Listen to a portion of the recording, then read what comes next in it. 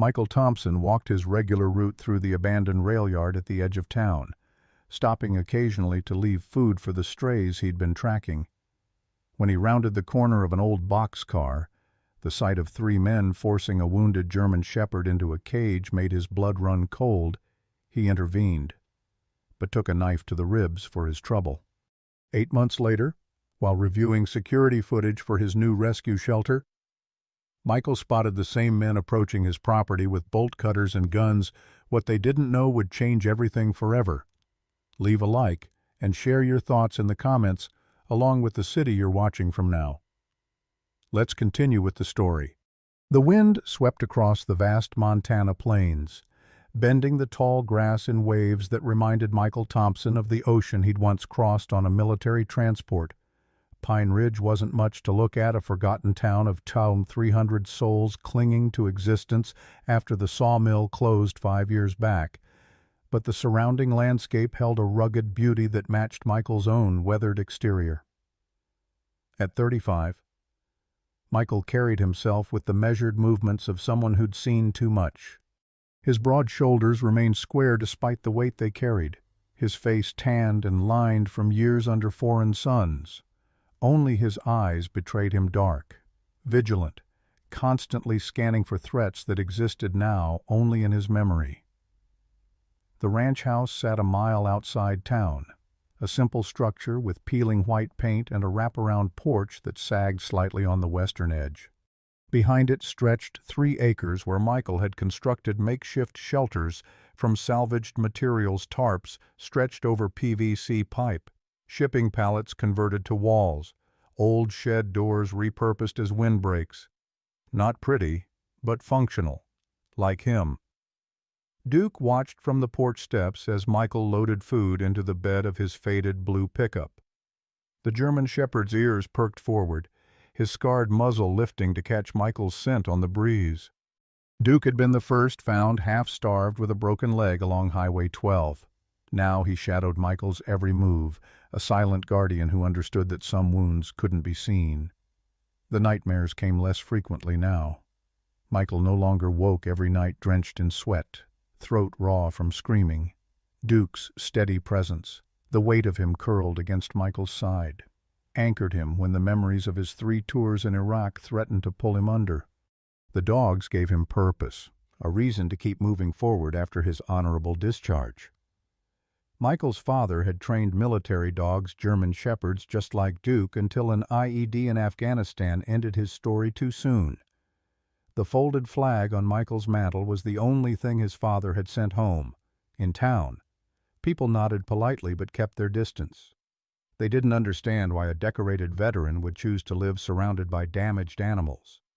They whispered when he walked past, called him eccentric, unstable. His sister Sarah, who'd fled to the neighboring town of Riverton after their father's death, had stopped calling months ago. Michael didn't need their understanding. He had Duke. He had purpose. For now, that was enough. The sound came just after midnight, a low, pained whine that pulled Michael from a dreamless sleep. Duke was already at the bedroom door, hackles raised, a low growl rumbling in his chest. Michael slipped his feet into worn boots and grabbed the flashlight from his nightstand, following Duke's tense body through the darkened house. Outside, the Montana night pressed close, stars scattered like broken glass across the black sky. Duke moved with purpose across the yard, nose low to the ground, leading Michael toward the creek that marked the edge of his property. The beam of the flashlight caught a flash of movement, something dark against the pale stones of the creek bed. "Easy," Michael murmured. Approaching slowly, the shape resolved into a dog, a German shepherd like Duke, but larger, its coat matted with blood and dirt. One ear was torn, and a deep gash ran along its flank. The dog tried to rise as Michael approached, teeth bared in a defensive snarl, but collapsed back with a whimper. Michael's mind flashed to his father's stories, tales of loyal shepherds who'd saved entire platoons, who'd dragged wounded soldiers to safety under enemy fire. "It's okay," he said softly, crouching down. "I'm not going to hurt you." The dog's eyes held a familiar fear, the same haunted wariness Michael sometimes caught in his own reflection. With careful movements, he removed his jacket and wrapped it around the trembling animal. Duke stood guard as Michael lifted the shepherd, wincing at the animal's weight against his old shoulder injury. "Hang on, buddy," Michael whispered as he placed the dog in the back of his pickup. "I know someone who can help." The veterinary clinic was dark when Michael pulled into the gravel lot, but the apartment above showed a single lit window. He honked twice, then stepped out to gently lift the injured shepherd. By the time he reached the door, a woman in flannel pajamas and hastily pulled-on boots was waiting. "This better be good. Thompson." "Dr. Amy Johnson," said, pushing sleep-mussed hair from her face. Then she saw the bundle in his arms, and her expression shifted instantly. "Bring him in." Under the harsh fluorescent lights of the examination room, the dog's injuries looked even worse. Amy worked methodically, her annoyance giving way to professional focus as she cleaned wounds, administered pain medication, and began the delicate work of stitching the deep gash. "Fighting dog," she said finally, nodding toward the old scars visible beneath the matted fur. "See these marks here? He's been in the pit before. Recently, too." Michael's jaw tightened. "You sure?" "I've treated enough of them to know." Amy continued working, her hands gentle despite the anger in her voice. "There's something else he's chipped. This was someone's pet once."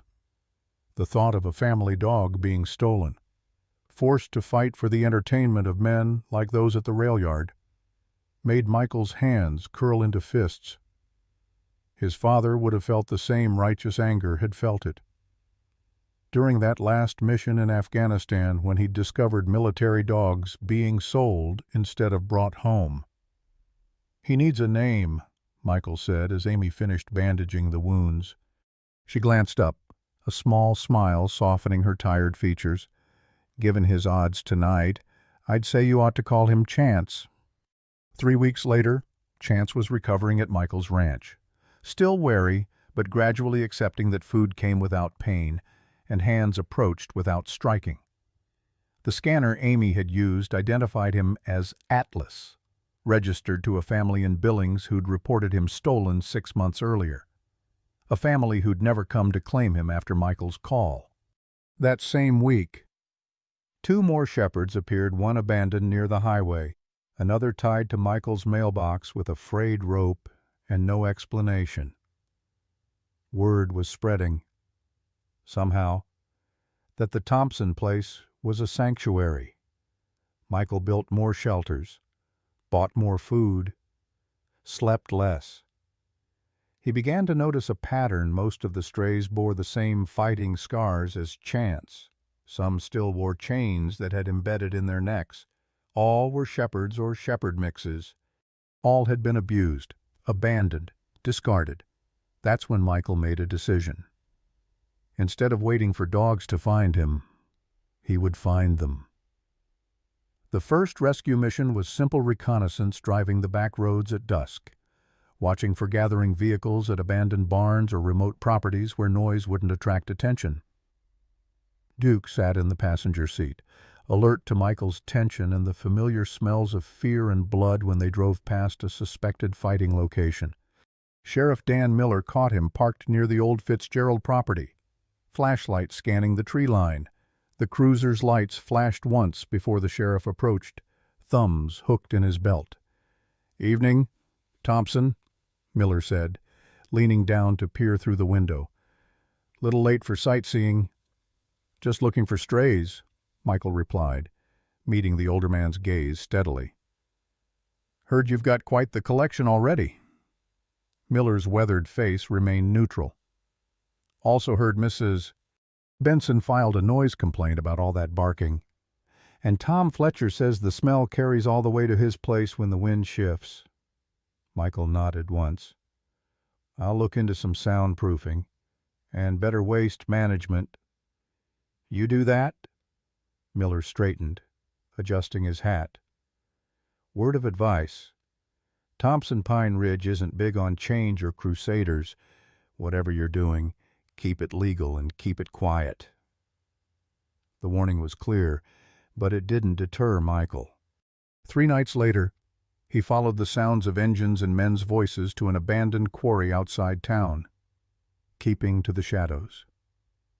He watched as trucks and SUVs formed a rough circle, headlights illuminating a makeshift fighting pit. The snarls and yelps of dogs carried on the night air. Michael's military training took over observing, cataloging faces, identifying the organization's structure. He recognized 2 of the men from town, including a county commissioner who'd shaken his hand at last year's Veterans Day ceremony. The rage he felt was cold, focused, useful. When the fights ended and the crowd dispersed, Michael moved in. 2 dogs had been left behind losing fighters, too injured to be valuable, too weak to survive another day. One was already dead. The other, a young female shepherd with a torn ear and frantic eyes, tried to retreat as he approached. "Easy," he whispered, using the same soothing tone that had worked with Chance. "I'm here to help." The shepherd allowed him close enough to slip a lead around her neck. Michael was guiding her toward his truck when voices approached 3 men returning, flashlight beams cutting through the darkness. "Hey, who's there?" Michael ran, the shepherd matching his pace despite her injuries. They reached the truck just as shouts rose behind them. A gunshot cracked the night, the bullet pinging off metal as Michael slammed the door and started the engine. The drive home was tense, his eyes constantly checking the rearview mirror. The shepherd huddled on the floor of the passenger side, trembling. Only when they reached the ranch did Michael's heartbeat begin to slow. "Welcome to the family," he told her as he led her toward a clean shelter. "You're safe now." But safety, Michael knew, was relative. The next morning, a voicemail waited on his phone. "Amy," her voice tight with tension. "Michael, someone broke into the clinic last night. Nothing stolen.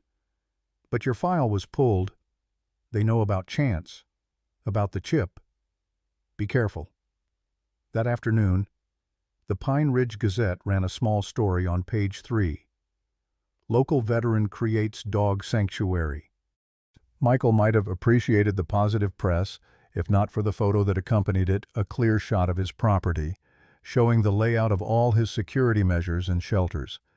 When he returned from buying additional locks for the gates, a piece of paper was folded under his windshield wiper. The message was simple. "Mind your own business. Soldier." Michael crushed the note in his fist, scanning the empty street. Beside him, Duke growled softly, sensing his tension. The threat wasn't surprising. He'd made enemies by disrupting their game. But as a man who'd survived roadside bombs and ambushes, anonymous notes didn't hold much power. What disturbed him more was the realization that his mission had just expanded. This wasn't simply about saving abandoned dogs anymore. He was dismantling something organized, something profitable, and those who profited wouldn't surrender their income without a fight. That night, as he checked the new locks and settled 7 rescued shepherds into their shelters, Michael thought of his father. Captain James Thompson hadn't backed down when he discovered military dogs being sold to fighting rings instead of brought home for honorable retirement. That decision had cost him his life. "I'm seeing it through." "Dad," Michael murmured to the star-filled sky. "Whatever it takes." The citation arrived on official county letterhead, the crisp envelope standing out among the usual bills and junk mail. Michael read it twice, the bureaucratic language translating easily enough his property wasn't zoned for animal rescue operations. 25 dogs exceeded the residential pet limit by 22. He had 30 days to comply or face daily fines. That same afternoon, His cell phone rang with a call from the landlord of the small warehouse space he'd rented to house the overflow of rescued shepherds. "I'm sorry, Thompson," the man said, not sounding particularly sorry. "Getting too many complaints from neighboring businesses. Can't renew your lease when it's up next month." Michael hung up and leaned against the kitchen counter, exhaustion settling into his bones. 25 dogs, each one saved from death or abuse, each one requiring food, shelter, medical care. The monthly costs already stretched his disability pension to breaking point. Now he needed a new location and a way to fight the citation. Duke nudged his hand, warm tongue licking calloused fingers. The gesture pulled Michael back from the edge of despair. He'd faced worse odds in Iraq, much worse. "We'll figure it out, boy," he murmured, scratching behind Duke's ears. "We always do." The solution arrived 3 days later in a plain envelope with no return address. Inside was a cashier's check for $75,000 and a typed note. "For the shepherds. No strings attached." Michael turned the envelope over in his hands, searching for any clue to the sender's identity. Nothing. He deposited the check with trembling hands, half expecting it to bounce. When it cleared, he moved quickly, leasing a foreclosed ranch property on the outskirts of town, 15 acres, with a modest house and 2 large outbuildings that could be converted into proper kennels. The place had been vacant for years, the price reduced to reflect its rundown condition. The hardware store was his next stop. He needed lumber, fencing, roofing materials. The list was long, his budget still tight despite the mysterious donation.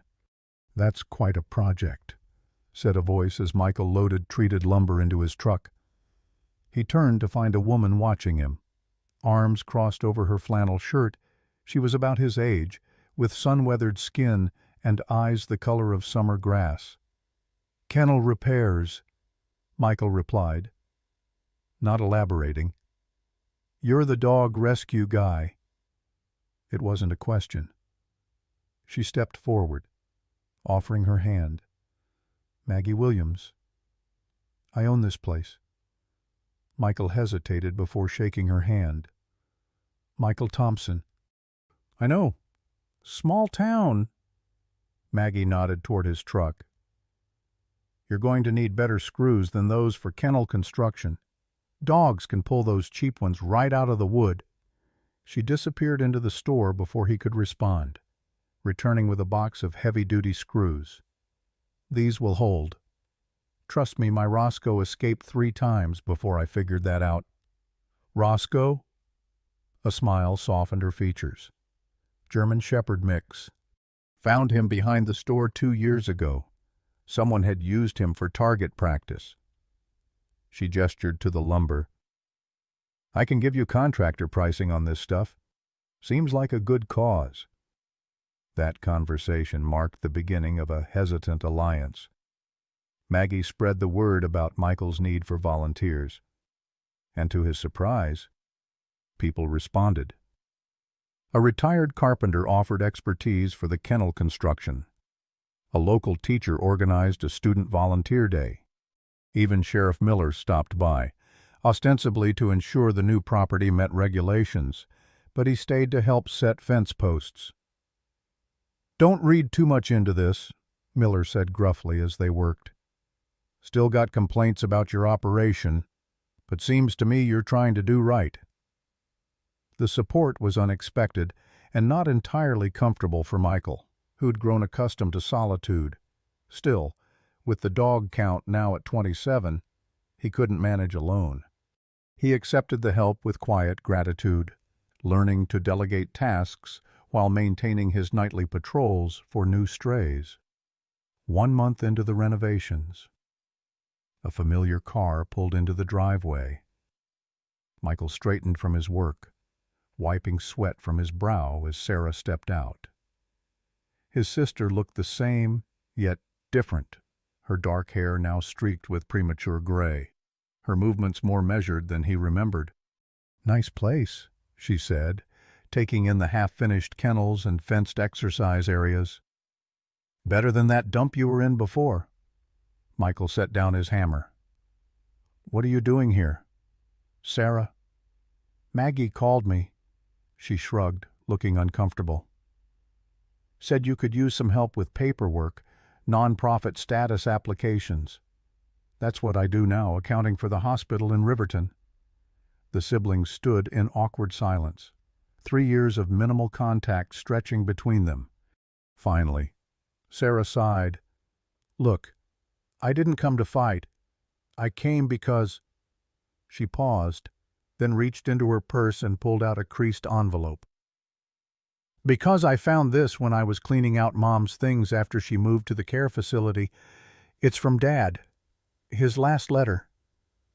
Michael stared at the envelope, his father's familiar handwriting sending a jolt through his system. "Why didn't you give this to me before?" "I just found it last week. Mom had it tucked in her Bible." Sarah hesitated, then added, "And we haven't exactly been close, Michael, not since you came back." The unspoken accusation hung between them his withdrawal after returning from Iraq, the nightmares that had made him lash out, the gradual disintegration of family ties as he wrestled with his demons alone. Michael took the letter without opening it. "There's coffee inside, not great, but hot." It was a peace offering of sorts. Sarah nodded and followed him into the house.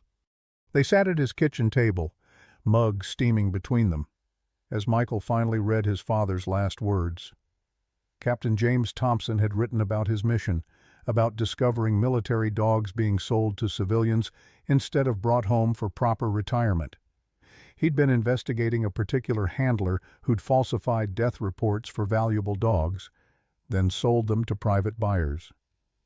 "He knew it was dangerous," Michael said quietly, setting down the letter.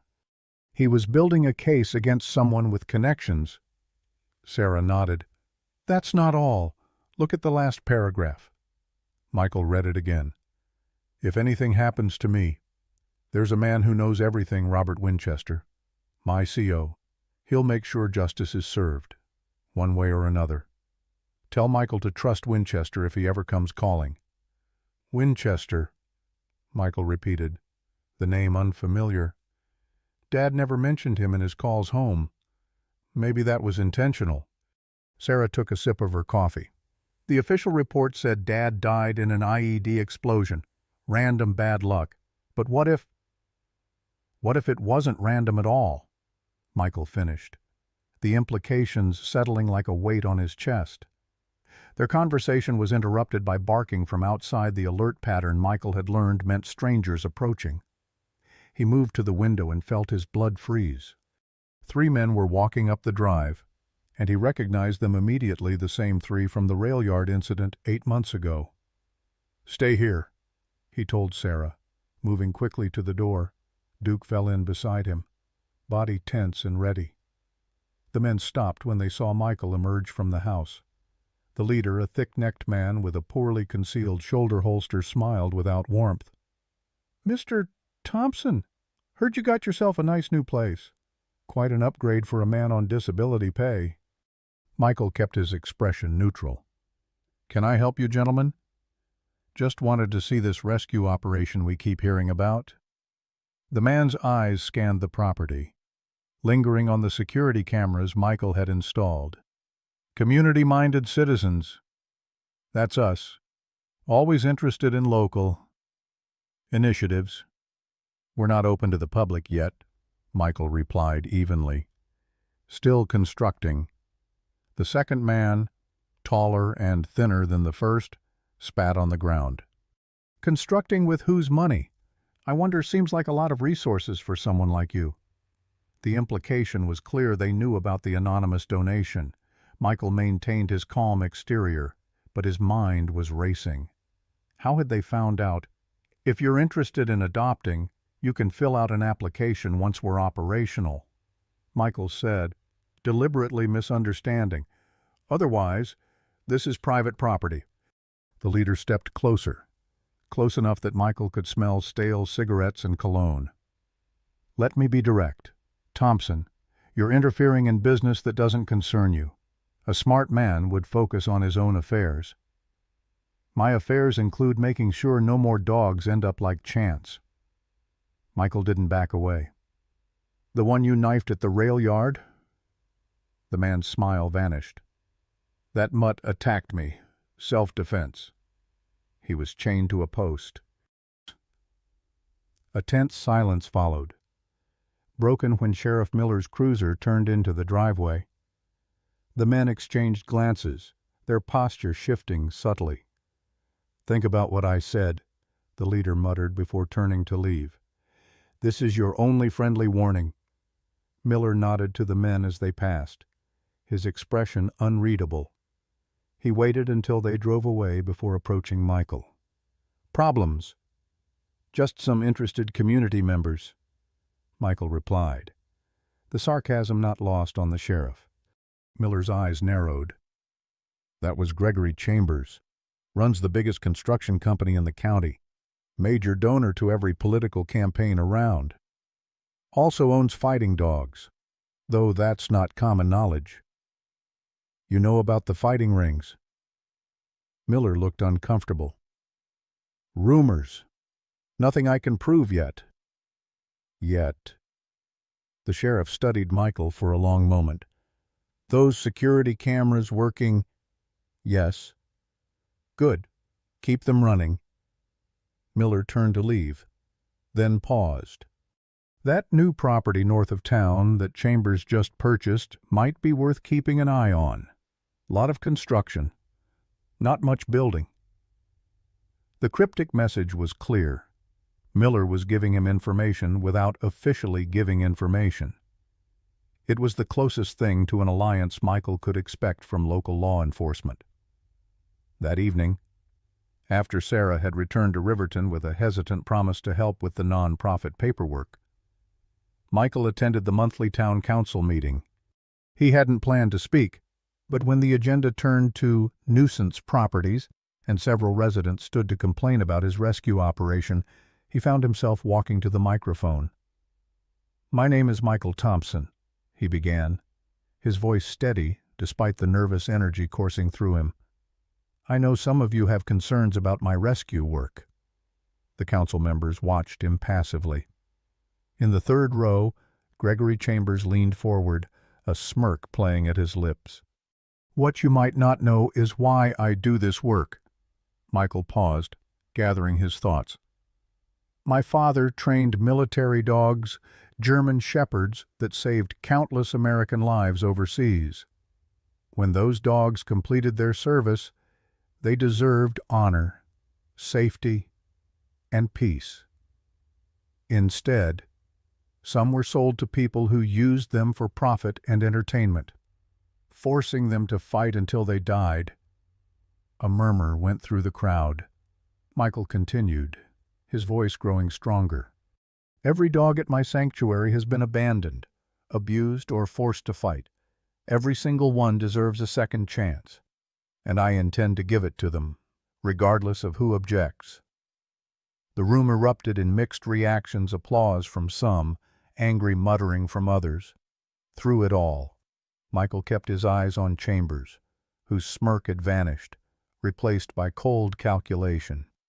As Michael returned to his seat, a man he didn't recognize nodded slightly from the back row, an older gentleman with military posture and watchful eyes. The man slipped out before Michael could approach him, but the brief acknowledgement left him wondering. That night, while reviewing his security footage before bed, Michael noticed an envelope that had been slipped under his door. Inside was a newspaper clipping about his father's death in Afghanistan and a business card bearing a single name, Colonel Robert Winchester, U.S. Army Ret. On the back, handwritten, "Your father was right. We need to talk." A bitter Montana winter settled over Pine Ridge, transforming Michael's rescue property into a landscape of pristine white broken only by the packed snow paths between buildings. Inside the converted barn, 32 German shepherds now occupied proper kennels, insulated, heated, with raised platforms and chew-resistant bedding. The improvements had consumed most of the anonymous donation, but the results were undeniable. No longer a haphazard collection of makeshift shelters, the Thompson Military Shepherd Rescue was becoming a legitimate operation. Michael moved between the kennels during morning feeding, his breath clouding in the heated air as he checked each dog for signs of distress or illness. Chance, now fully recovered from his injuries, followed at Michael's heels, his role as assistant firmly established. The once terrified fighting dog had transformed into a confident, stable companion, a success story Michael referenced when the occasional prospective adopter visited. "Looking good in here," came Maggie's voice from the doorway. She stomped snow from her boots before entering, carrying a large box. "Feed delivery. Thought I'd save you the trip to town." Their relationship had evolved into something Michael couldn't quite define more than friendship, less than romance, built on mutual respect and a shared devotion to the rescue work. Maggie spent most weekends at the property, her practical knowledge of construction and animal behavior proving invaluable. She never pushed for more than Michael could give, seeming to understand the parts of him still healing from war. "Thanks," Michael said, taking the box. "Road's bad. Plowed, but icy. Sheriff's been busy with fender benders all morning." Maggie unzipped her coat, surveying the kennels with approval. "The new ventilation system is working well. No humidity buildup on the windows." Michael nodded, allowing himself a moment of pride. The barn's transformation had been his design, incorporating everything he'd learned about proper kennel management through research and hard experience. Each dog had adequate space, visual barriers for privacy, and access to a small individual outdoor run. A central play area allowed for supervised socialization. "Sarah called," Maggie continued, kneeling to greet an enthusiastic young shepherd. "The 501c3 application is moving forward. She thinks we'll have non-profit status by spring." "We?" Michael raised an eyebrow. Maggie shot him a look. "Yes, we. Unless you're planning to manage accounting, fundraising, and social media on top of dog rehabilitation and property maintenance." The teasing comment revealed how much had changed in 4 months. What had begun as Michael's solitary mission had expanded to include a small but dedicated group of supporters. Sarah drove from Riverton twice weekly to handle paperwork. Dr. Amy Johnson provided discounted veterinary care and had begun training volunteers in basic animal first aid. Even Sheriff Miller stopped by regularly, his initial skepticism giving way to grudging admiration for Michael's work. "Fair point," Michael conceded. "Tell Sarah thanks." After Maggie left, Michael continued his rounds, mentally cataloging each dog's progress. Some, like Chance, had blossomed under proper care and consistent training. Others remained deeply traumatized, requiring specialized handling techniques Michael had learned through countless hours of research and consultation with behavioral experts. The rehabilitation program he'd developed followed a pattern first establishing safety and basic trust, then gradually introducing positive experiences, gentle human contact, structured exercise, simple commands rewarded with treats and praise. For the most damaged dogs, progress was measured in tiny increments, a sustained gaze, accepting food from human hands, sleeping without startling awake. Michael documented everything, maintaining detailed records for each dog. The process reminded him of mission reports from his military days, except these missions ended in healing rather than destruction. The irony wasn't lost on him, a former soldier finding redemption through nurturing the broken and abandoned. His phone vibrated in his pocket, an unfamiliar number displayed on the screen. "Thompson?" he answered, wedging the phone between ear and shoulder as he latched a kennel door. "Mr. Thompson. Colonel Robert Winchester." The voice was clipped, authoritative, unmistakably military. "I believe it's time we met properly. Are you available this afternoon?" Michael's pulse quickened. Since finding the business card 2 months ago, he'd researched Winchester extensively, but found surprisingly little a distinguished military career. Retirement 7 years ago. Occasional consulting work with defense contractors, no social media presence, no public profile. The man was deliberately low visibility. "Yes, sir," Michael replied automatically, the respectful address ingrained from his service years. "Your property, 3 p.m. I'll find it." Winchester ended the call without waiting for confirmation. Michael stared at the phone, mind racing with questions. Winchester had been his father's commanding officer, knew something about his death that hadn't been in the official report. After months of silence following that cryptic note, why reach out now? The answer came at precisely 3 o'clock, when a black SUV with government plates turned into the driveway. Michael watched from the porch as Colonel Winchester emerged tall and straight-backed despite his age. Silver hair cropped close to his skull, civilian clothes unable to disguise his military bearing.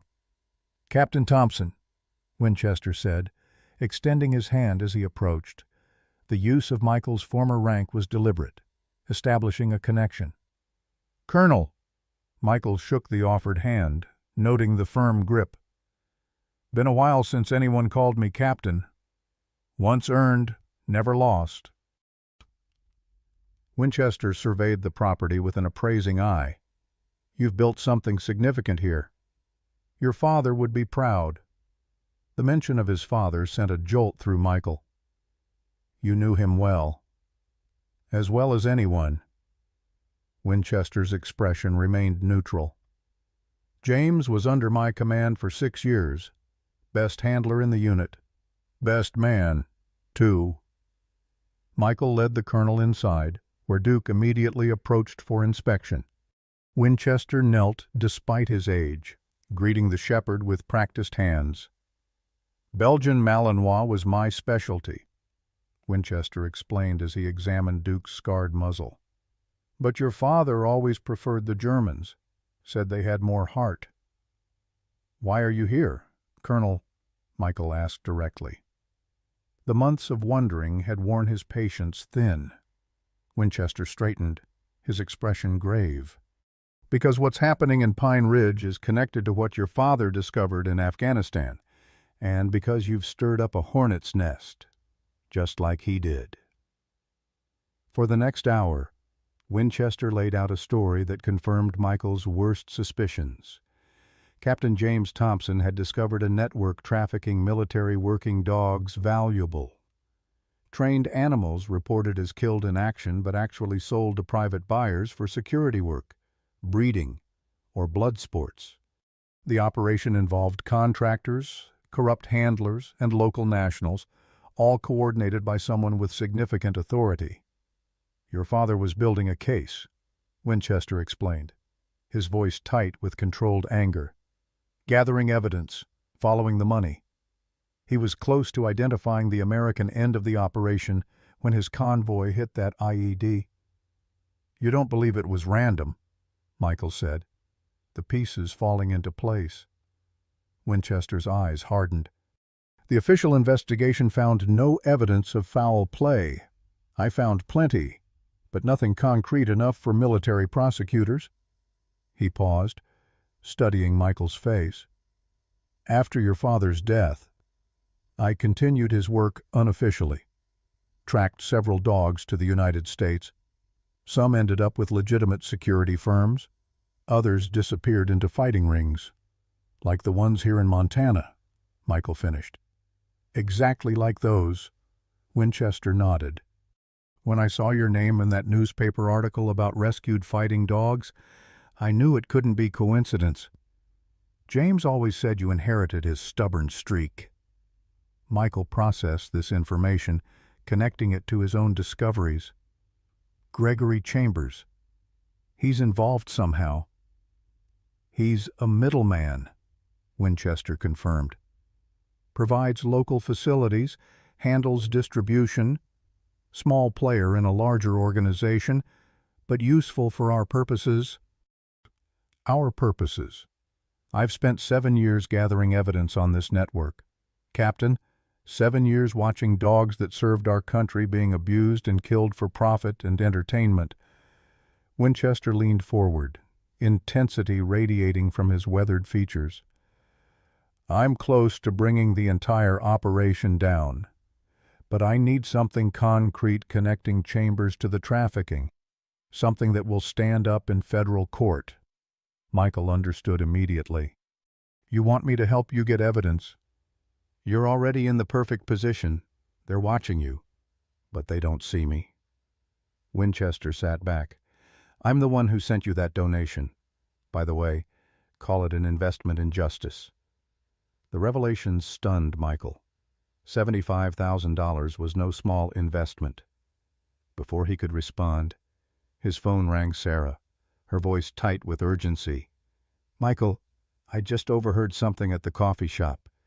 Chambers and the mayor were talking about getting an emergency injunction against your property, some health code violation they're pushing through. They're moving to shut you down this week. After ending the call, Michael relayed the information to Winchester, who nodded grimly. They're accelerating their timeline. You've become too much of a liability. The colonel stood, decision made. We need to move faster than planned. Are you with me, Captain? Michael thought of his father, of the dogs he'd already saved, and those still suffering. Yes, sir. What's the mission? The next week unfolded with military precision. Under Winchester's guidance, Michael installed additional security cameras in strategic locations around the property. Sarah used her accounting skills to trace a series of suspicious cash deposits in Chambers' business accounts. Amy documented the injuries of recently rescued dogs, creating medical profiles that established patterns of organized fighting. Meanwhile, Michael maintained his regular routine, deliberately visible in town as he purchased supplies and attended community events. Chambers and his associates watched from a distance, convinced their legal maneuvers would soon eliminate the problem. They were unaware of the night operations. Twice, Michael and Winchester conducted surveillance at Chambers' northern property, documenting vehicles, license plates, and individuals entering the isolated location. Winchester, despite his age, moved with the stealth and discipline of a seasoned operator, teaching Michael techniques for covert observation. Chambers is hosting something big this weekend, Winchester reported after intercepting communications through methods he declined to explain. Bringing in buyers from 3 states, dogs coming in tomorrow, according to my source. We need to be there, Michael insisted, thinking of the animals being prepared for fighting. Winchester shook his head. Too risky. We document from a distance, gather evidence, then move when we have enough for federal charges. And meanwhile, those dogs die in the pit. Michael couldn't keep the bitterness from his voice. The colonel's expression softened slightly. I understand, son, but getting yourself killed or arrested won't save them. We do this right. We take down the entire operation. The compromise they reached was uncomfortable but necessary. They would observe the property during the dog delivery, document everything possible, then withdraw without intervention. The evidence would go to Winchester's federal contacts, bypassing local authorities who might be compromised. On Thursday evening, Michael received an unexpected visitor. Sheriff Miller's cruiser pulled up just as darkness fell, its headlights briefly illuminating the exercise yard where Michael was conducting final rounds. Got a minute? Miller asked, climbing out of his vehicle. He looked tired, the lines around his eyes deeper than usual. Michael nodded, though suspicion flickered through him. Miller had been increasingly supportive, but his loyalties remained unclear. Heard you've been asking questions around town, Miller said without preamble. About Chambers, about properties up north, making people nervous. Should they be nervous? Sheriff, Miller sighed, removing his hat to run a hand through thinning hair. "Look, Thompson, I've been in law enforcement 30 years. Know when to look the other way to keep my job. Know when something's too dirty to ignore. What's happening north of town falls into that second category. You know about the fighting ring. Known for months. Can't prove it. Can't get a warrant. Can't go in without cause." Miller replaced his hat, his expression hardening. "But rumor says they're bringing in dogs tomorrow. New stock. They call it. Chambers thinks I'm on his payroll, so his boys talk freely around me." Michael studied the sheriff's face, looking for deception and finding only weary resolve. "Why tell me this?" "Because my deputy's cousin works security for Chambers. Says they're planning something for your place while everyone's distracted by the event up north." Miller met Michael's gaze directly. "Don't know what, exactly. But I'd have someone here keeping watch if I were you." The warning was unexpected but aligned with Winchester's intelligence. Michael nodded slowly. "Appreciate the heads up." "Don't make me regret it." Miller turned to leave, then paused. "Those new cameras you installed, make sure they're recording tomorrow night. Evidence has a way of disappearing in this county." After the sheriff departed, Michael called Winchester, who arrived within the hour. They modified their plan, with Maggie and 2 trusted volunteers agreeing to remain at the rescue property while Michael and Winchester conducted their surveillance operation. "Sarah's coming too," Maggie informed Michael as they reviewed security procedures. "Says she's not sitting this one out. She'll be here by noon." Michael wanted to object, wanted to keep his sister far from potential danger, but the determined set of Maggie's jaw told him the decision wasn't negotiable. Sarah had earned her place in this fight, contributing countless hours and professional expertise to the rescue's development. "Tell her to park behind the barn, out of sight from the road," he conceded. "And everyone stays inside after dark, doors locked, security system armed." Friday dawned clear and bitterly cold, the temperature hovering near zero as Michael prepared for the evening operation. He spent the morning working with the dogs, hyper-aware that each routine task might be his last if things went wrong. Chance seemed to sense his tension, staying closer than usual, occasionally pressing against Michael's leg in silent support. Sarah arrived shortly after noon, her car filled with supplies, food, first aid kits, extra batteries for flashlights and radios. The siblings worked side by side preparing the property, their movements efficient despite the underlying anxiety. "Dad would be doing exactly this," Sarah said quietly as they checked the security feeds, "running toward danger instead of away from it." Michael glanced at his sister, struck by how much she resembled their father, the same determined jaw, the same unflinching gaze when facing difficulty. "I didn't think you approved of his choices." "I didn't understand them," she corrected. "Not then, but seeing what you've built here, what these dogs mean to you, I get it now." The simple acknowledgement meant more than Michael could express. He nodded, throat tight with unexpected emotion, and continued checking camera angles. Winchester arrived at dusk, dressed entirely in black, a duffel bag of equipment slung over his shoulder.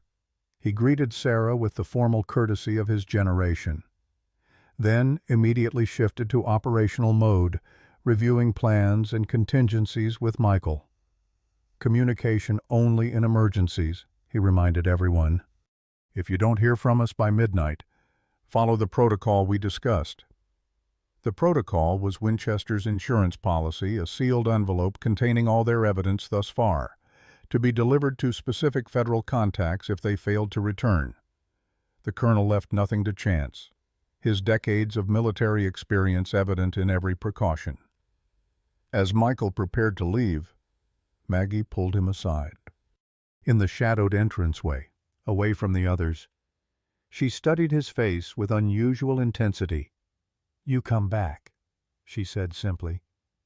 Whatever happens out there, you make sure you come back." The concern in her voice touched something in Michael that had been dormant since before his deployment, a recognition that his life mattered to someone beyond himself. Without overthinking, he leaned forward and kissed her, a brief but definitive gesture. "I'll be back," he promised. Against all military protocol, he meant it.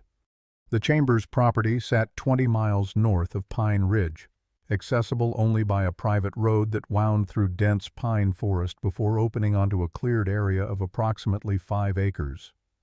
From their position on an overlooking ridge, Michael and Winchester had clear sight lines to the main building, a large metal structure resembling an equipment barn and the gravel parking area already filling with vehicles.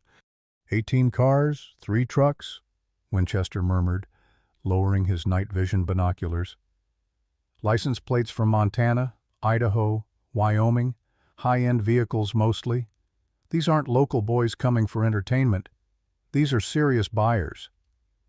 Michael focused his own binoculars on the building's entrance, where 2 armed men checked IDs before allowing visitors inside. The security was more extensive than he'd expected, professional, organized, with regular perimeter checks by men with military-style movement patterns.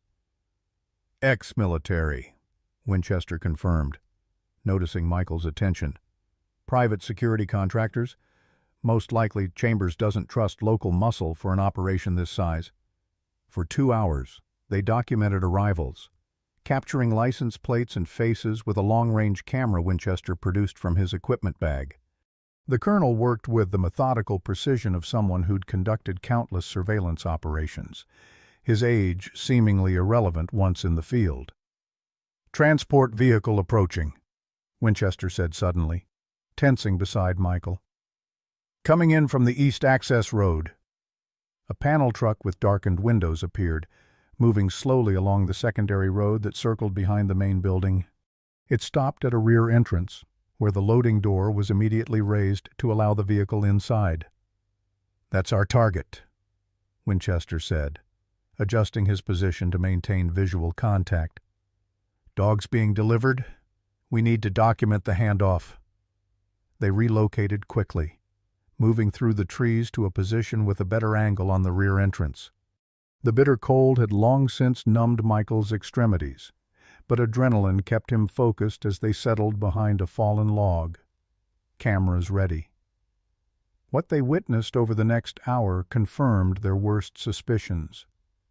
The truck contained 12 crates, each holding a German Shepherd or similar breed. The dogs were unloaded one by one, assessed by a man in expensive boots who appeared to be directing the operation, then moved to holding areas within the building. Even from a distance, Michael could see the fear in their posture, the way they cowered or lunged defensively when approached. "That's Jennings," Winchester whispered, indicating the man in charge. "Regional coordinator, direct connection to the international suppliers. He's who we need on camera making the transaction." Michael struggled to maintain his professional detachment. Each dog represented another life condemned to violence and suffering, another military companion betrayed by the country they'd served. His finger tightened on the camera shutter, capturing image after image while fighting the urge to intervene immediately. Winchester sensed his tension. "Steady, Captain. We're here for evidence, not rescue." "Those are service dogs," Michael replied, voice tight. "They protected our troops, and we're watching them go to slaughter. We're watching them lead us to the people responsible." Winchester corrected. "The ones who've been doing this for years. The ones who arranged your father's accident. Focus on the mission." The reminder was effective but painful. Michael continued documenting the operation, his military training taking precedence over emotional response. They captured clear images of money changing hands, of Jennings directing the placement of dogs, of Chambers arriving to oversee the final preparations. Then everything went wrong. A sudden commotion erupted at the main entrance. Shouts, running figures, the unmistakable wail of police sirens approaching from the main road. Someone had tipped off local authorities, or a patrol had stumbled upon the gathering by chance. "We need to move," Winchester ordered, already packing equipment. "This is going sideways fast." Michael hesitated, watching as men streamed from the building toward their vehicles. In the chaos, the rear loading door remained open. The newly delivered dogs left unattended as Jennings and his team rushed to escape. "Michael, now!" Winchester's voice carried the full weight of command, but Michael was already moving not toward their extraction point, but down the slope toward the building. "Those dogs will be destroyed if we leave them," he called over his shoulder. "Evidence elimination. You know that's protocol." Winchester swore but followed, decades of combat experience overriding his better judgment. 2 minutes, he conceded. "Then we're gone, with or without them." They reached the rear entrance as vehicles peeled away from the front, dust and gravel spraying in their wake. The loading area was momentarily deserted, all attention focused on the approaching law enforcement. Inside, the holding area contained a dozen terrified shepherds in temporary travel crates. Michael moved quickly from cage to cage, assessing which could be transported safely. Some showed extreme aggression, others cowered in terror. 4 appeared stable enough for immediate evacuation. "These 4, he told Winchester, who was standing guard at the doorway. "The others will need sedation we don't have." Winchester nodded grimly. "Transport.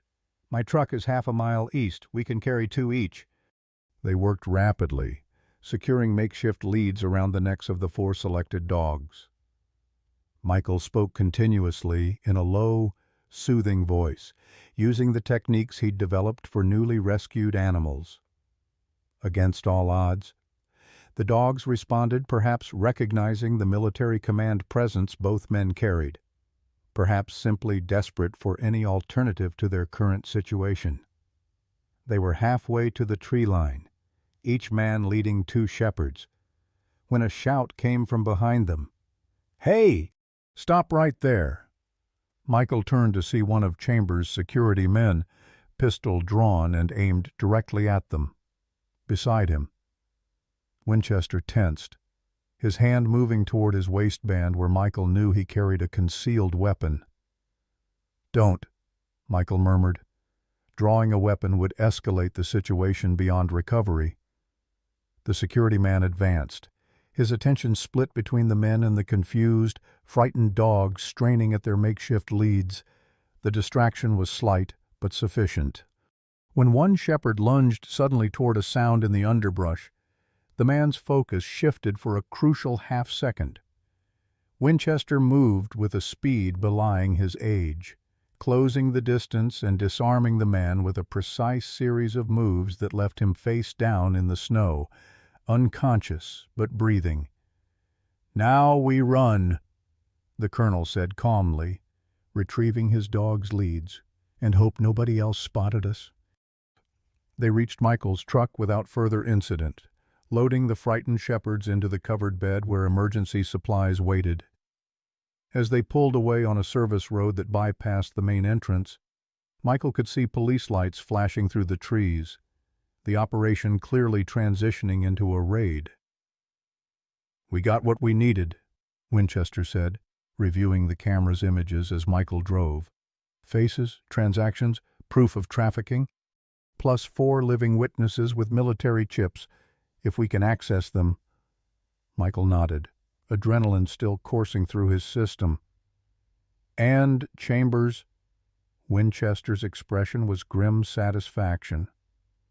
"Running, if he's smart, arrested, if he's not. Either way, his operation is finished here." As they drove back toward the rescue property, Michael's phone vibrated with an incoming call. Maggie's name flashed on the screen, sending a spike of concern through him. She knew not to call unless absolutely necessary. "Maggie, what's wrong?" Her voice came through breathless, tinged with panic. "Michael, there's a fire. The main kennel someone broke in. Started it deliberately.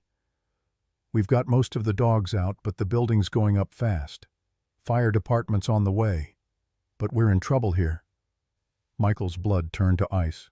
We're 20 minutes out. Get everyone to safety, dogs and people. Don't try to save the building. He ended the call and pressed the accelerator, tires spinning on the icy road before finding purchase. Beside him, Winchester was already making calls of his own, his voice clipped and authoritative as he requested emergency resources.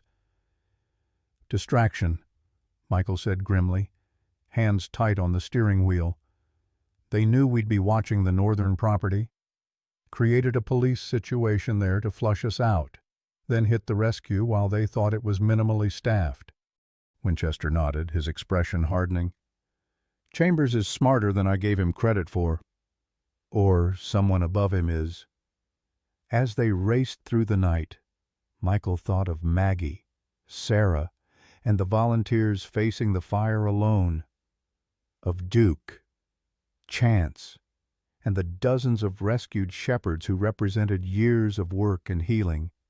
Of his father, who had died because he wouldn't look away from injustice. We'll rebuild, he said aloud, as much to himself as to Winchester. Whatever happens, we rebuild. The colonel glanced at him, something like approval in his weathered features. Your father said the same thing, once, after a particularly bad day in Kandahar. We'll rebuild, sir. And we did. The simple story offered strange comfort as they drove toward the glow now visible on the horizon, the burning heart of everything Michael had built, threatened but not yet destroyed. Michael saw the glow of flames before they crested the final hill, an angry orange pulse against the night sky, illuminating the thin column of smoke that rose above his property. His grip tightened on the steering wheel as the truck accelerated down the long driveway, tires crunching on frozen gravel. The scene that greeted them was controlled chaos. 2 fire trucks were positioned near the main kennel building, which was now fully engulfed in flames. Firefighters directed powerful streams of water at the structure, but Michael could tell immediately they were fighting a losing battle. The wooden addition that connected to the original barn was already collapsing, and flames had begun to spread to the roof of the main structure. He scanned the property frantically, locating a cluster of people and dogs near the house. Relief flooded through him as he spotted Maggie directing volunteers, Sarah kneeling beside a shepherd with an emergency blanket, and Duke moving purposefully between the rescued animals, his self-appointed role as security evident in his alert posture. Establish a perimeter around those dogs, Winchester ordered as they parked. We've got 4 more in the truck, military significant. Need to keep them separate. Michael nodded, compartmentalizing his shock and grief as training took over. They secured the newly rescued shepherds in the garage, a safe distance from both the fire and the other dogs. Then Michael ran to where Maggie was organizing the chaos. Michael! Her face was streaked with soot, a burn bandage visible on one forearm, but her eyes were clear and focused. Everyone's accounted for, all volunteers, all dogs. What happened? Michael pulled her aside, scanning for injuries beyond the obvious burn. 2 men came through the back fence where it meets the stream. Maggie's voice was steady despite her ragged appearance. Security cameras caught them, but by the time we saw the breach, they'd already reached the kennel. They had some kind of accelerant. The place went up like it was made of paper. Sarah joined them, a medical kit clutched in her hands. We got the dogs out through the side emergency exits. The practice drills you insisted on paid off. Her voice cracked slightly. But Michael, they knew exactly where to hit us, how to cause maximum damage with minimum time.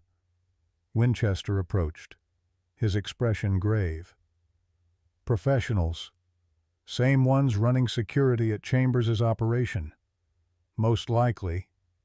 This was coordinated. A firefighter called out as another section of roof collapsed. sending a shower of embers spiraling into the night sky. The heat was intense even from a distance, the air acrid with burning insulation and melting plastic. Years of work, thousands of hours of labor, consumed in minutes of deliberate destruction. "Chief says it's a total loss," Sheriff Miller reported, appearing beside them with a notebook in hand. "They're just trying to keep it from spreading to the other structures now." He eyed Winchester with suspicion. "You want to introduce your friend, Thompson." "Colonel Robert Winchester, military consultant." Winchester's tone betrayed nothing, his cover established with practiced ease. "I've been advising Captain Thompson on security upgrades, clearly not implemented soon enough." Miller's eyes narrowed at the explanation, but he didn't press further. "My deputies found signs of forced entry, cut fence, footprints leading to and from the kennel. Professional job." He lowered his voice. "Interesting timing, considering I've got 3 other deputies currently processing a raid on Chambers' northern property. Anonymous tip came in about animal fighting." "Very interesting," Michael agreed, meeting the sheriff's gaze evenly. Miller studied him for a long moment. "I'll need statements from everyone once this is under control. Until then, keep your people and animals contained to this area." He glanced toward the garage where the 4 rescued shepherds were secured. "All of them." As the sheriff walked away, Winchester turned to Michael. "He knows something. Not everything, but enough to connect dots." "Can he be trusted?" Sarah asked, voicing the question Michael was considering. Winchester's expression remained neutral. "We'll proceed as if the answer is no. Trust has to be earned in situations like this." They spent the next hour establishing order within chaos, creating temporary shelter arrangements for the displaced dogs, treating minor injuries, documenting the damage for insurance purposes. The kennel building eventually collapsed entirely, leaving only a smoldering shell as firefighters continued dousing hotspots. Through it all, Michael moved with mechanical efficiency, his military training overriding the devastation he felt watching his life's work reduced to ashes. Only when chance pressed against his leg, the shepherd's warm presence both familiar and comforting, did Michael allow himself a moment of genuine emotion. He knelt beside the dog, fingers threading through thick fur. "We're still here," he murmured. "That's what matters." By dawn, the immediate crisis had passed. The fire was extinguished, statements given to law enforcement, and temporary accommodations arranged for all 36 dogs. The 4 rescued from Chambers' facility remained isolated in the garage, where Amy Johnson was examining them for injuries and attempting to scan for identification chips. "This one's definitely military," she confirmed, indicating a lean male with distinctive markings. "Chip matches Department of Defense Registry, Atlas, service number 8K743, reported KIA in Afghanistan 3 years ago." She looked up at Michael and Winchester, her expression troubled.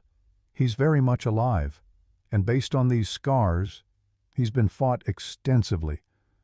Winchester nodded grimly. "That's our smoking gun. Direct evidence connecting the international trafficking to the local operation." "And proof my father was right," Michael added, the realization settling heavily in his chest. Captain James Thompson had died because he'd discovered this very operation. Military dogs reported dead but actually sold into fighting rings, their specialized training making them valuable commodities in the underground dogfighting world. The colonel placed a hand on Michael's shoulder, the gesture unexpectedly paternal. "He'd be proud of what you've done here, what you're still doing." Before Michael could respond, Maggie appeared in the doorway, her expression urgent. "Michael, you need to see this. All of you." She led them to the house, where Sarah had connected a laptop to the television. On screen was footage from one of the security cameras, a clear image of the two men who'd set the fire. "I was reviewing the backup footage," Sarah explained, "and I recognized one of them." She zoomed in on the taller figure. Even through the ski mask covering most of his face, the distinctive eyes and build were familiar. "That's Gregory Chambers' head of security," Winchester confirmed. "Former military contractor. I've seen him at multiple events." Sarah nodded. "And I pulled this from the county records database." She switched to another window, displaying a series of business filings. 3 of Chambers' companies have received wire transfers from a holding corporation called Sentinel International. The same corporation appears in Dad's notes right here. She opened a digital scan of their father's final notebook, pointing to a page where Sentinel Intel was circled multiple times with question marks. "He was tracking them," Michael said, the connections becoming clear. "Following the money from Afghanistan back to the U.S. Winchester studied the documents with intense focus. "This is exactly what we needed." Direct financial connection between Chambers' operation and the international trafficking ring James was investigating. A knock at the door interrupted their discussion. Sheriff Miller stood on the porch, his expression unreadable as he removed his hat. "Thompson, need a word." Michael stepped outside, closing the door behind him. "What is it, Sheriff?" Miller glanced around before speaking, his voice low. "Chambers was found dead at his property 30 minutes ago. Single gunshot wound to the head. His security team is missing, presumed fled." The news struck Michael like a physical blow. Suicide. Maybe, maybe not. Miller's eyes were hard. Convenient timing, though, right when evidence was about to connect him to that fighting operation. "And to your fire. Are you accusing me of something?" Michael kept his voice level, despite the implication. "Just stating facts. I know where you were when the fire started helping those dogs at Chambers' place. I've got witnesses." Miller replaced his hat carefully. "But your colonel friend, he's an unknown quantity with an awfully convenient arrival in Pine Ridge." "Winchester has been helping me secure the property," Michael maintained, the partial truth easier to deliver than a complete lie. "Sure." Miller didn't sound convinced. "Here's the situation. Federal agents are taking over both investigations, the fighting ring and Chambers' death. They'll be here within the hour. Whatever you and Winchester are involved in, it's about to get a lot more complicated."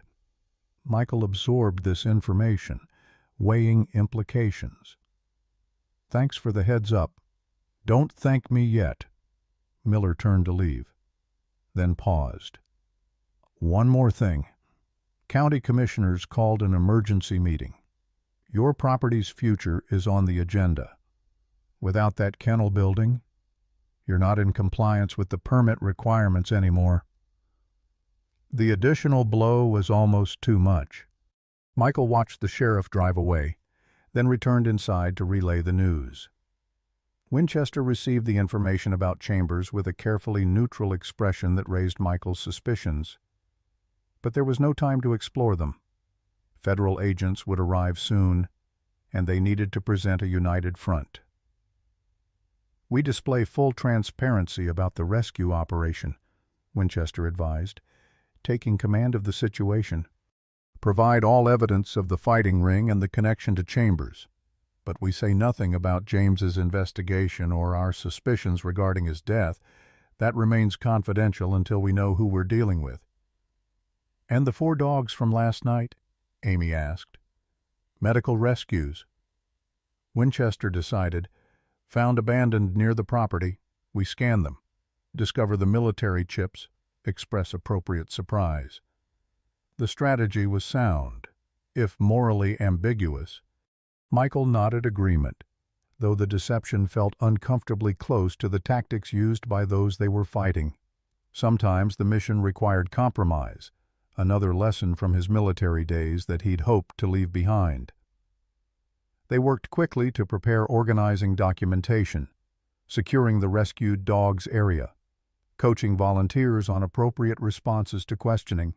Sarah transferred key files to encrypted drives, while Maggie coordinated with the remaining volunteers to maintain the temporary dog housing arrangements. Throughout these preparations, Michael found himself repeatedly drawn to the window, watching the smoldering ruins of the kennel building, everything he'd built, destroyed in a single night of deliberate malice. The financial loss was devastating. Insurance would cover some costs, but not nearly enough to rebuild properly.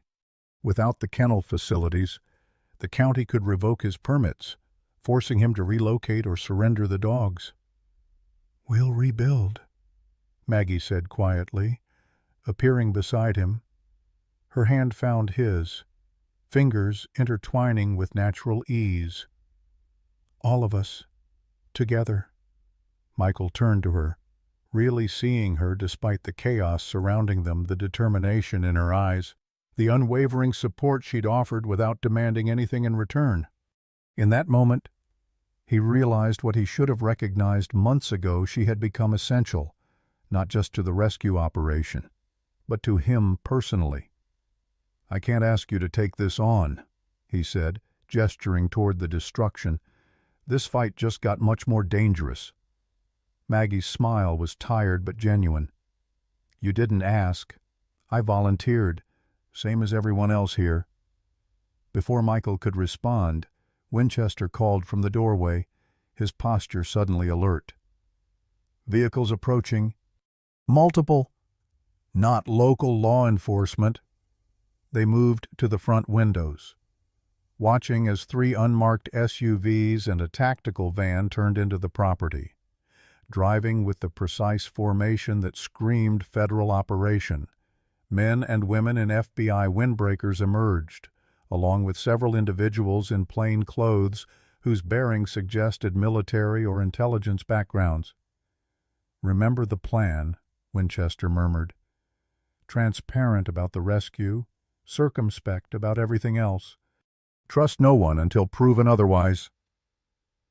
As they stepped onto the porch to greet the federal agents, Michael felt Duke press against his leg, a warm, solid presence that had become his touchstone in moments of crisis. Whatever came next, he would face it with the same determination that had carried him through war zones and personal battles. The lead agent approached, credentials extended. "Captain Thompson, Special Agent Lisa Rourke, FBI. We have some questions about Gregory Chambers and his operation." Her gaze moved from Michael to Winchester, a flicker of recognition crossing her features. "Colonel Winchester, didn't expect to see you here. This just got a lot more interesting." Michael glanced at Winchester, noting the subtle tension in the older man's posture. Clearly, there was history between them, another layer of complexity in an already complicated situation. "Let's talk inside," Michael suggested, maintaining his composure despite the growing sense that he was caught in currents far deeper than he'd initially understood. "We have a lot to discuss." The hospital room was quiet except for the steady beep of monitors and the occasional squeak of rubber-soled shoes in the hallway outside. Michael sat in the uncomfortable visitor's chair, his body aching from 3 days of minimal sleep and the lingering effects of smoke inhalation. The white bandage wrapped around his left forearm stood out starkly against his skin, covering the second-degree burn he'd sustained during the last desperate moments in the burning kennel. He watched Duke, who lay in uncharacteristic stillness on the floor beside the bed. The shepherd hadn't left Michael's side since they'd been allowed into the room, maintaining his vigil with the unwavering loyalty that had become his hallmark. Occasionally, Duke's ears would prick at footsteps approaching in the hallway, his body tensing slightly before relaxing when the steps continued past. On the bed, attached to IV lines and an oxygen cannula, Chance slept fitfully. The shepherd had suffered the worst injuries during the second fire, the one that had erupted at the temporary shelter 2 days after the initial attack. Smoke inhalation. burns along his flank, a laceration that had required 20 stitches. Dr. Amy had insisted on treating him at the hospital rather than her clinic, arguing successfully that the specialized equipment was necessary for his recovery. "His oxygen levels are improving," Amy said quietly, entering the room with a tablet displaying Chance's vitals. "Another good sign? He's a fighter." Michael nodded, too exhausted for words. The past week had unfolded like a nightmare, each day bringing new challenges that tested his resilience beyond what he'd thought possible. The federal investigation had initially proceeded as Winchester predicted agents documenting the rescued dogs, collecting evidence from both properties, interviewing witnesses. Special Agent Rourke had proven herself thorough and professional, though her prior connection to Winchester remained unexplained, creating an undercurrent of tension during their interactions. Then had come the second fire, smaller but more targeted, aimed at the temporary shelters housing the most vulnerable dogs. The attack had happened despite federal protection, suggesting inside information or surveillance capabilities beyond what they'd anticipated.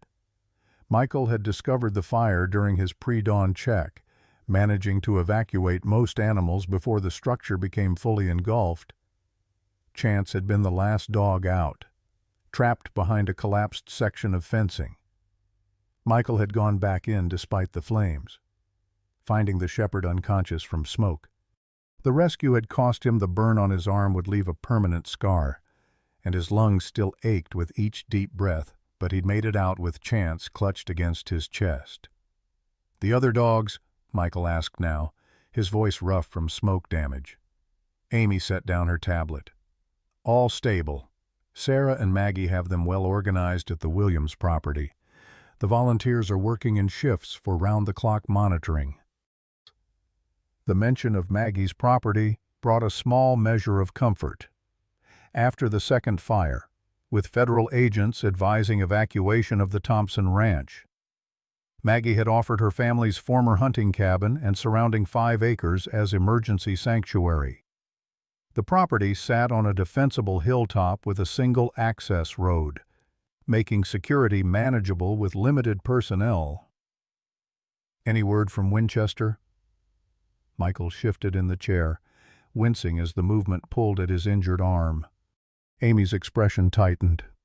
"Nothing direct.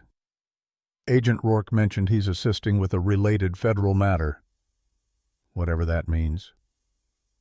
The colonel's absence troubled Michael deeply. Winchester had disappeared the day after federal agents arrived, leaving only a cryptic note. "Following crucial lead, trust Rourke. Will contact when secure." Despite Rourke's assurances that Winchester was operating with authorization, Michael couldn't shake the feeling that something had gone wrong with their carefully constructed plan. A soft knock at the door preceded Sarah's entrance. His sister looked as exhausted as Michael felt, dark circles prominent beneath her eyes, clothes rumpled from too many hours of continuous wear. Still, she managed a small smile when she saw Chance's improved condition. "He's looking better," she observed, moving to stand beside Michael's chair. The vet at the emergency shelter said the same about Atlas and the other military dogs. "They're responding well to treatment." Michael nodded, grateful for this piece of good news. The 4 shepherds rescued from Chambers' property had become central to the federal investigation, their military identification chips providing irrefutable evidence of trafficking. Agent Rourke had brought in specialists from the Department of Defense to document their condition and history, building what she described as an airtight case against the entire network. "Any progress on the insurance claim?" Michael asked, though he already anticipated the answer. Sarah shook her head. "They're still investigating the cause of fire. Standard procedure, they say. But the adjuster mentioned that arson introduces complicating factors." She didn't attempt to hide her frustration. "Meanwhile, our operating funds are nearly depleted. The emergency donations are helping, but they won't cover rebuilding costs." Financial reality was becoming impossible to ignore. Without the insurance payout, without substantial new funding, the Thompson Military Shepherd Rescue couldn't continue, not on the scale needed to house and rehabilitate 36 dogs. Even with volunteers donating time and supplies, the basic costs of food, medicine, and proper shelter would soon exceed available resources. We might need to consider placement options, Sarah continued gently, voicing the possibility Michael had refused to acknowledge. Other rescues, private adopters with experience handling traumatized dogs. Agent Rourke mentioned the military might take back the confirmed service dogs once they've completed their documentation. No. Michael's response was immediate and firm. Those dogs served their country and were betrayed. I won't let them be separated or treated as evidence. They stay together until we find a permanent solution. Sarah didn't argue, though her expression revealed her concern about the practicality of his stance. Instead, she placed a hand on his shoulder, offering silent support before changing the subject.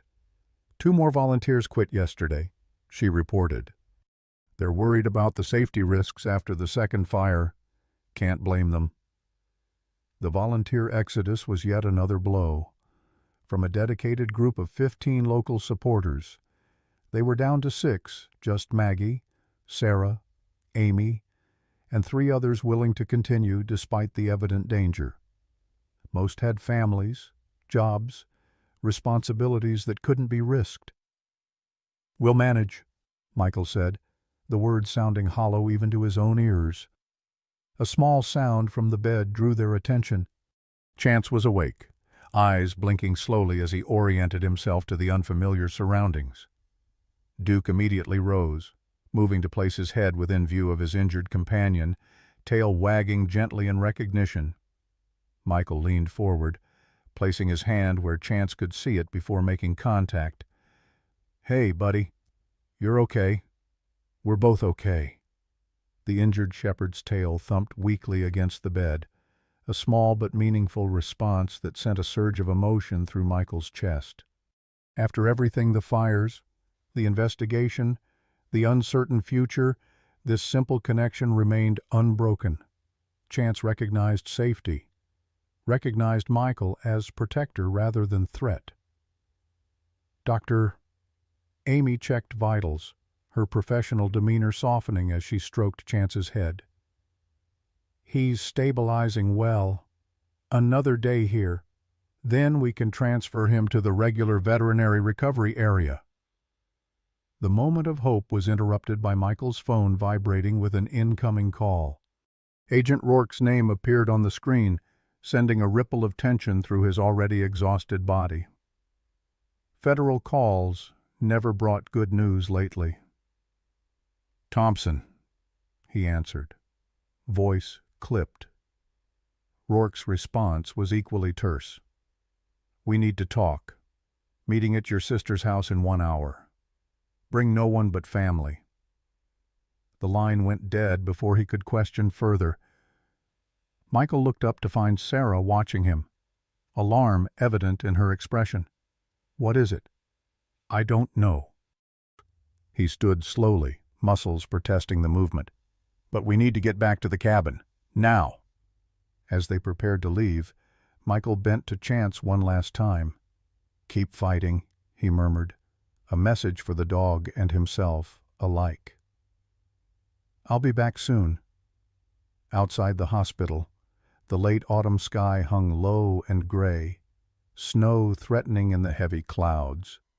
Michael paused, breathing deeply despite the pain in his chest, trying to center himself before whatever new challenge awaited. Duke pressed against his leg, a steady presence amid uncertainty. Whatever it is, Sarah said quietly, we face it together. Michael nodded, drawing strength from his sister's resolve. Together, they walked toward her car, each step leading them deeper into a fight neither had chosen, but both were determined to finish for their father's memory, for the dogs who depended on them, and for justice too long delayed. The cabin's main room had transformed into an impromptu command center, maps pinned to walls, laptops open on the rustic dining table, and corkboards filled with photographs and handwritten notes. Agent Rourke stood at the center of this organized chaos, her crisp FBI windbreaker a stark contrast to the weathered wood paneling behind her.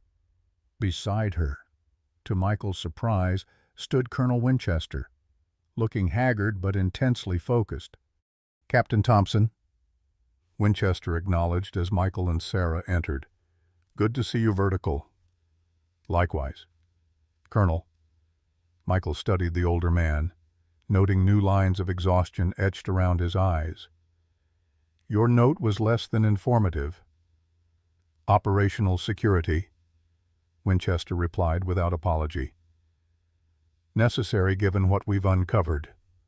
Agent Rourke gestured toward the dining table where documents were spread in careful arrangement. "Please, both of you, sit. What we're about to discuss doesn't leave this room." As they settled around the table, Michael noticed that only Maggie was present among the volunteers. She sat slightly apart, hands wrapped around a coffee mug, her expression suggesting she'd already heard at least part of whatever revelation was coming. "We've identified the head of the trafficking network," Rourke began without preamble. "Senator William Hargrove." The name hung in the air, its significance immediately apparent. Hargrove was Montana's senior senator, a decorated veteran himself, and chairman of the Senate Armed Services Committee that oversaw military appropriations and policy. "That's," Sarah began, then faltered. "Impossible." Winchester finished for her. "That was my first reaction, too. Unfortunately, the evidence is compelling." He slid several photographs across the table. Surveillance images showing Hargrove meeting with Chambers on multiple occasions, digital records of wire transfers between shell companies, and, most damning, emails recovered from Chambers' encrypted server discussing special acquisitions from military sources. Hargrove has been using his position to facilitate the transfer of military working dogs reported as killed in action, Rourke explained. His committee oversight gives him access to deployment records, handler assignments, and disposition documentation. He identifies valuable dogs, arranges for falsified KIA reports, then diverts the animals through contractors to private buyers. "For fighting rings," Michael said, the pieces aligning with sickening clarity. Winchester nodded grimly. "Among other purposes, some go to private security firms, others to breeding operations. The highest trained, like the 4 we rescued, are prized for fighting because of their discipline and power." Michael's mind raced back to his father's final mission, the investigation that had cost him his life. Dad was tracking this. He found the connection to Hargrove. "We believe so," Winchester confirmed. "Your father noticed discrepancies in the casualty reports for military working dogs in his unit. Too many deaths without bodies. Handlers receiving replacement dogs with minimal explanation. He started documenting patterns, following the paper trail. And Hargrove had him killed. Michael stated it as fact, not question. Cold certainty settling in his chest. Rourke interposed carefully. "We don't have definitive evidence linking Hargrove to your father's death. The IED that killed Captain Thompson was verified as enemy action."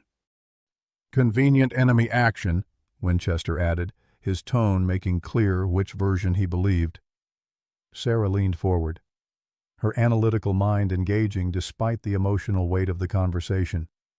"If Hargrove is this powerful, why risk exposing the operation by attacking our rescue directly? Why not simply use legal channels to shut us down?" "Because of Atlas," Rourke replied, referencing the military shepherd whose chip had provided their first concrete evidence. "That dog was Hargrove's mistake. He was supposed to be sent to a buyer in Canada, but Chambers diverted him to the local operation instead. When Michael started rescuing fighting dogs and documenting their conditions, there was too much risk of Atlas being identified." Maggie spoke up for the first time.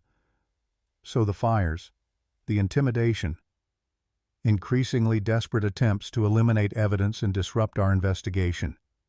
Winchester finished. Hargrove didn't know we were already building a case. When federal agents responded to the first fire, he panicked.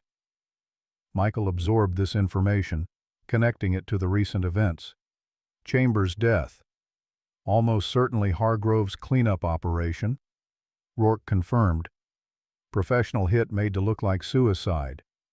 We found similar patterns in 3 other deaths connected to the trafficking network over the past 5 years. And the scope of the conspiracy was staggering. A United States senator using his position to facilitate criminal enterprises willing to arrange murders to protect his operation. Even Michael's combat-hardened perspective couldn't easily process the level of betrayal involved. "What happens now?" he asked finally. Rourke and Winchester exchanged glances, some unspoken communication passing between them. "That's why we're here," Rourke said carefully. "We're preparing to move against Hargrove, but our case has vulnerabilities.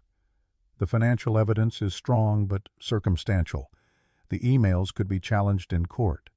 What we need is testimony from someone Hargrove can't easily discredit. Someone like a decorated veteran running a legitimate rescue operation," Sarah surmised, her expression hardening as she understood the implication.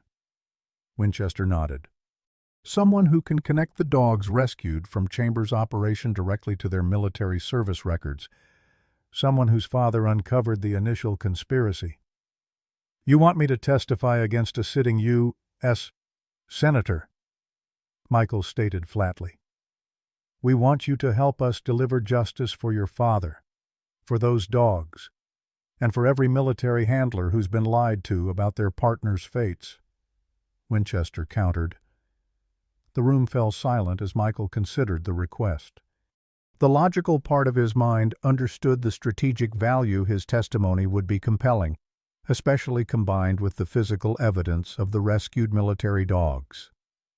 The personal cost, however, would be enormous. Hargrove wouldn't face these charges quietly.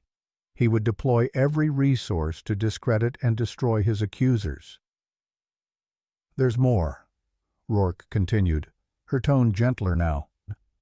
"We have reason to believe Hargrove is planning another attempt to eliminate the remaining evidence, specifically the 4 military dogs currently in your care. Our surveillance has identified 3 former military contractors arriving in Montana yesterday. These men have worked for Hargrove before." Michael's decision crystallized immediately. "When do you need me ready?" 24 hours, Winchester replied. "We're securing grand jury proceedings in federal court. Once your testimony is on record, we can move to arrest Hargrove before he realizes we've connected all the pieces." "And the dogs, the rescue operation?" Sarah asked, practical concerns asserting themselves. Rourke's expression softened slightly. "We'll provide full protection for the animals during the proceedings. As for the long-term operation—" She hesitated. "That's where I come in," Maggie interjected, setting down her coffee mug. "While you were at the hospital, I had some discussions with my father. The Williams family owns 300 acres north of town, the old hunting property plus additional land we rarely use. He's willing to donate 50 acres for a permanent rescue facility." The unexpected offer momentarily robbed Michael of words.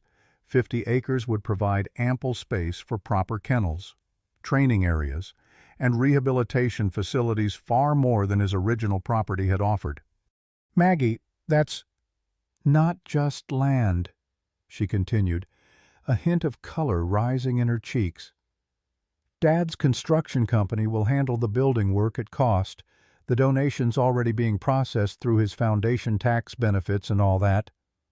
Sarah's quick intake of breath suggested she understood the financial implications.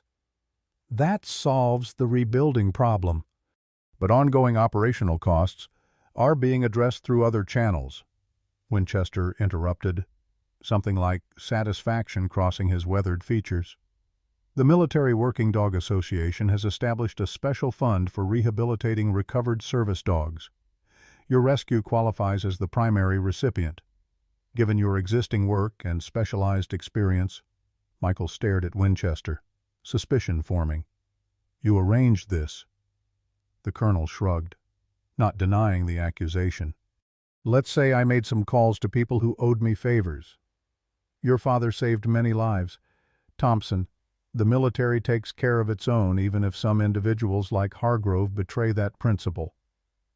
The conversation continued, details emerging about the protection plan for the dogs, the testimony Michael would provide, and the timeline for action against Hargrove.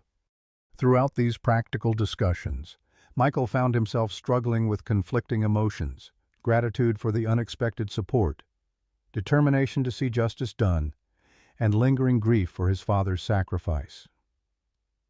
As the meeting concluded, Rourke assigned 2 agents to remain at the cabin while she and Winchester departed to make final preparations.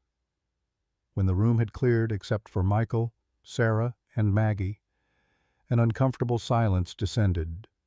"You don't have to do this," Sarah said finally, her voice barely above a whisper. "Testifying against Hargrove, it's not just career suicide. It could be actually dangerous." Michael looked at his sister, seeing in her face the same stubborn resolve their father had possessed. Dad didn't walk away when he discovered the truth. "I won't either." "Then we face it together," Maggie said simply, echoing Sarah's earlier words at the hospital. She reached across the table, her hand finding Michael's. "All of us." In that moment, surrounded by the remnants of their planning session and facing the most significant challenge of his post-military life, Michael realized something fundamental had shifted within him.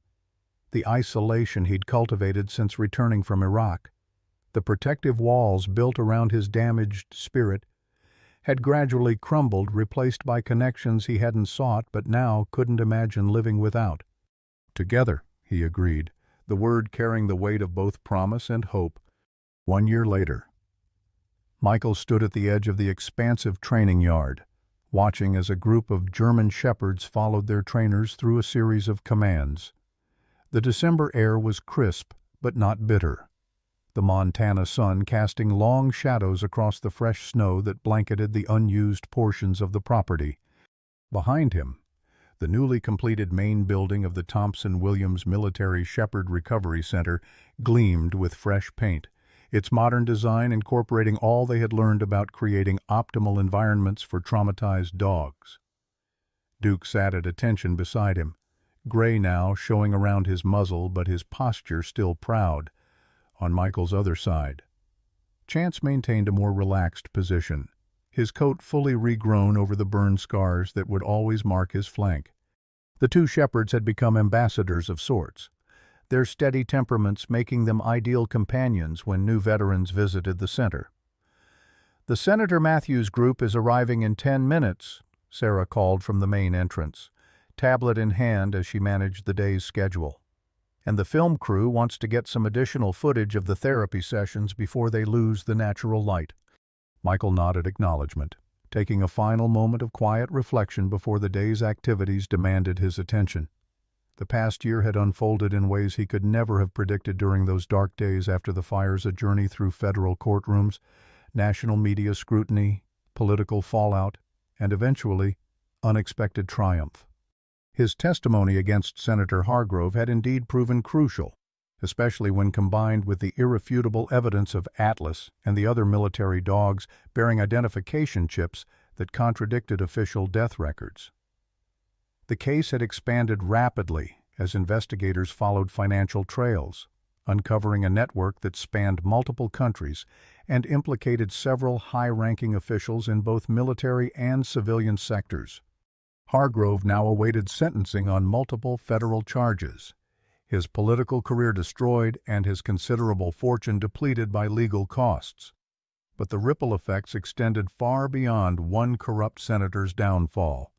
Congressional hearings had led to enhanced protections for military working dogs, new oversight protocols for their retirement, and dedicated funding for rehabilitation programs for those who had served alongside American troops. "Penny, for your thoughts." Maggie appeared beside him, slipping her hand into his with the easy familiarity of their now established relationship. The simple gold band on her left hand caught the winter sunlight, matching the one Michael had placed there 3 months earlier in a small ceremony attended by their closest friends and the resident dogs who had become family. "Just thinking about how far we've come," Michael replied, squeezing her hand gently. From one rescued shepherd to all this. The all this was impressive by any standard. The 50 acres donated by Maggie's father now housed purpose-built rehabilitation facilities, including specialized kennels, training yards, and a veterinary clinic where Dr. Amy Johnson practiced full-time. 23 German shepherds currently resided on the property, a mix of former military dogs and civilian rescues recovered from fighting operations that continued to be dismantled across the country. More meaningful than the physical structures was the program. They had developed a unique dual-purpose mission that paired rescued shepherds with veterans struggling with PTSD and reintegration challenges. Under Michael and Winchester's guidance, the center had created a therapeutic environment where both humans and dogs could heal together, each understanding the other's trauma in ways civilians rarely could. "Colonel's car just pulled in," Sarah reported, approaching with Duke immediately moving to greet her. The shepherd still considered Sarah his secondary person, following her whenever Michael was occupied elsewhere. Winchester had become a regular presence at the center, his military connections and strategic mind proving invaluable as they navigated the complex worlds of nonprofit management, government contracts, and public relations. Now officially retired from all consulting work, he devoted his considerable energy to ensuring the center's mission continued to expand. "Ready for the next chapter?" Maggie asked, nodding toward the approaching vehicles that would bring the day's visitors a senator interested in supporting similar programs nationally, a documentary crew capturing the center's work, and a new group of veterans coming to meet potential canine companions. Michael watched as Chance perked up at the sound of arriving cars, the once terrified fighting dog now confident in his role greeting newcomers. Like many of the center's residents, both human and canine, he had transformed his trauma into purpose, his scars into strength. "More than ready," Michael replied, stepping forward to welcome whatever came next. The journey that had begun with one wounded shepherd had opened a path he never expected, one that honored his father's legacy, healed his own invisible wounds, and created hope for others still finding their way home. As he walked toward the main entrance, Duke and Chance flanking him like honor guards, Michael felt a rare moment of perfect clarity. This was exactly where he was meant to be, doing work that mattered, surrounded by the family he had found rather than the one he had lost. And that was enough. More than enough. When Michael Thompson rescued that first wounded German shepherd, he never imagined it would heal the wounds war had left on his own soul. Like many of us who've weathered life's battles, Michael discovered that purpose often finds us when we're busy helping others. His journey reminds us that it's never too late to begin again, to transform our pain into something meaningful. Each of those rescued dogs carried scars, visible and invisible, just like we do after decades of life's triumphs and heartbreaks. They didn't need perfect conditions to heal. They simply needed someone who wouldn't give up on them. In building a sanctuary for forgotten heroes, Michael found his own path home. How many of us have felt cast aside, our contributions overlooked, our sacrifices forgotten? Yet like those resilient shepherds, we still have so much to give. Our experience, our patience, our understanding of life's deeper currents. These are gifts our hurried world desperately needs. Perhaps our greatest chapters aren't behind us but waiting to be written. If only we'll answer that silent call that tugs at our hearts. Remember, wounded healers make the most powerful guides, and it's never too late to become the person someone else needs you to be. I hope you enjoyed today's story. Subscribe to the channel so you don't miss more stories like this. Leave a like and comment below what you thought of the story. See you in the next video.